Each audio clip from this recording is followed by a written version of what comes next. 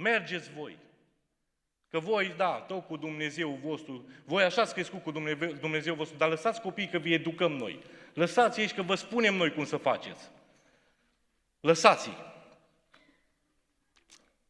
Vor să pună ideile lor în mintea copiilor noștri. Asta vrea și școala, pe de o parte. Nu, n-am zis că școala este rea. Dar sunt unele lucruri, la noi nu e așa, dar în străinătate ei, care își pun ideologiile lor în mintea copiilor, asta vrea și societatea. Metoda lui Faraon, până la urmă, știți că a dat rezultate. O să vedem la ultimul punct. Metoda lui Faraon a dat rezultate. Vedeți, cei care sunt cu LGBT-ul și cu astea, da?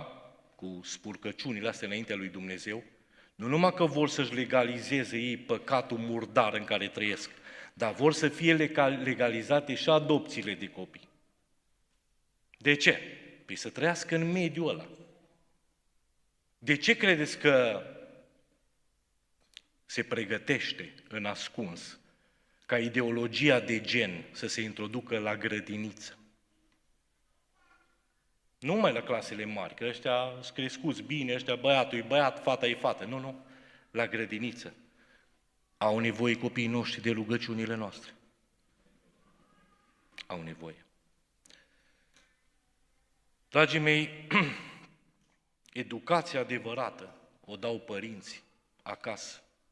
Este atât de important să înțelegem lucrul acesta. Scopul nostru ca părinți este acești copii care ne-a dat Domnul, să-i ajutăm să-L cunoască pe Domnul.